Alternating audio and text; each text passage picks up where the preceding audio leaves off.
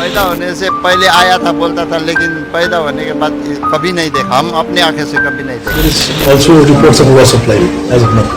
But is there a certainty about the casualties? Casualties we are still figuring out. We have, as of now, we are reporting around 20 missing. क्या आप सोच सकते हैं कि एक पूरी झील जो सालों से शांत थी, एक ही रात में तबाही का कारण बन जाएगी? हिमालय की गोद में बसी साउथ लोनाक झील, जो कभी एक खूबसूरत नजारा थी, अब एक भयानक चेतावनी बन चुकी है। वर्षों से वैज्ञानिकों और स्थानीय लोगों ने चेतावनी दी, लेकिन उसे नजरअंदाज कर दिया गया और फिर वो मनहूस रात आई। 4 अक्टूबर 2023, जब अचानक झील का बांध टूटा और 50 मिलियन क्यूबिक मीटर पानी मौत बनकर घाटी में उतर आया।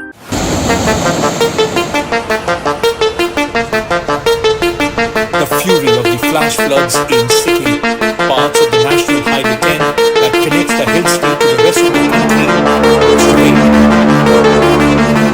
पुल, सड़कें, घर, सब कुछ इस सैलाब में समा गया।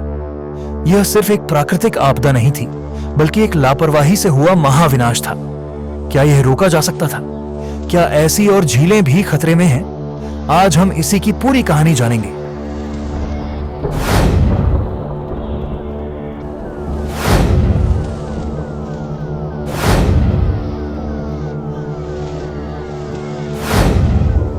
हिमालय की ऊंचाइयों में सिक्किम के एक सुदूर इलाके में स्थित है दक्षिण लोनक झील, एक शांत जल निकाय जिसके भीतर एक गहरी त्रासदी छिपी हुई थी। दशकों से स्थानीय विशेषज्ञ और समुदाय के लोग इसकी बढ़ती अस्थिरता को लेकर चिंता जता रहे थे। कभी एक छोटी सी हिमनदीय झील, अब यह तेजी से पिघलते ग्लेशियरों के कारण आकार में बढ़ती जा रही थी। अक्टूबर 2023 की उस घातक रात, जब प्रकृति ने अपनी क्रूरता दिखाई, तो वर्षों से दी जा रही चेतावनियां एक भीषण आपदा के रूप में सामने आई। हिमनदीय झीलें तब बनती हैं जब पिघलते ग्लेशियरों का पानी किसी प्राकृतिक गर्त में एकत्रित हो जाता है। दक्षिण लोनक झील की स्थिति और भी गंभीर थी, क्योंकि इसे रोकने वाली प्राकृतिक दीवार अस्थिर चट्टानों और बर्फ के टुकड़ों से बनी थी। जलवायु परिवर्तन के कारण ग्लेशियरों का पिघलना तेज हो गया, जिससे इस झील का आकार 1976 में लगभग 0.2 वर्ग किलोमीटर से बढ़कर 1923 तक 1.67 वर्ग किलोमीटर हो गया। जल का यह निरंतर बढ़ता स्तर एक अनहोनी का संकेत था, लेकिन इसे रोकने के लिए आवश्यक कदम नहीं उठाए गए। कई वर्षों से इस आपदा की आशंका जताई जा रही थी। 2013 की रिपोर्टों में अनुमान लगाया गया था कि दक्षिण लोनक झील के फटने की संभावना 42% तक थी। स्थानीय आपदा प्रबंधन प्राधिकरण ने इसे उच्च जोखिम वाली झीलों में रखा था। छोटे छोटे भूकंप, चट्टानों का गिरना और पानी के स्तर में अनिश्चित उतार चढ़ाव, ये सभी संकेत स्पष्ट थे कि यह झील भविष्य में तबाही मचा सकती है। लेकिन इन सभी चेतावनियों के बावजूद समय पर आवश्यक रोकथाम के उपाय नहीं किए गए। फिर आई वह भयावह रात। 4 अक्टूबर 2023 की रात भारी बारिश से पूरा इलाका तरबतर था। पहले से ही पानी से संतृप्त अस्थिर प्राकृतिक बांध अचानक भरभरा कर गिर पड़ा। आधी रात के आसपास झील का यह कमजोर बांध अचानक टूट गया। लगभग 50 मिलियन घन मीटर पानी एक विशाल दीवार की तरह घाटी में तेजी से बह निकला। यह जल प्रवाह इतना प्रचंड था कि उसने अपने रास्ते में आने वाली हर चीज को नष्ट कर दिया। सुबह होते ही तबाही का पूरा मंजर सामने आ गया। लगभग 88,000 लोग इस आपदा से प्रभावित हुए। कम से कम 55 लोगों की जान चली गई और कई लोग लापता हो गए। पुल, सड़कें और घर बर्बाद हो गए। राष्ट्रीय राजमार्ग 10 कई जगहों पर कट गया। स्थानीय प्रशासन, सेना और स्वयंसेवकों ने राहत और बचाव कार्यों में पूरी ताकत झोंक दी, लेकिन फिर भी कई लोगों को बचाया नहीं जा सका। आपदा के बाद सबसे बड़ा सवाल उठा, क्या इस त्रासदी को रोका जा सकता था? वर्षों से दी जा रही चेतावनियों के बावजूद समय पर ठोस कार्रवाई क्यों नहीं की गई? प्रारंभिक चेतावनी प्रणाली और जल निकासी प्रयास लागू किए गए थे, लेकिन वे इस विनाश को रोकने के लिए पर्याप्त नहीं थे। अब भविष्य में ऐसी घटनाओं से बचने के लिए अधिक उन्नत निगरानी प्रणाली और बेहतर चेतावनी तंत्र विकसित किए जा रहे हैं, ताकि अन्य हिमनदीय झीलों से उत्पन्न होने वाले खतरों को समय रहते नियंत्रित किया जा सके। आज दक्षिण लोनक झील हमें एक गहरी सीख दे रही है। प्रकृति की अनिश्चितता और जलवायु परिवर्तन की तीव्र गति को नजरअंदाज नहीं किया जा सकता। यह केवल एक त्रासदी की कहानी नहीं है, बल्कि एक चेतावनी भी है जो हमें अपने पर्यावरण के प्रति सतर्क रहने का संदेश देती है।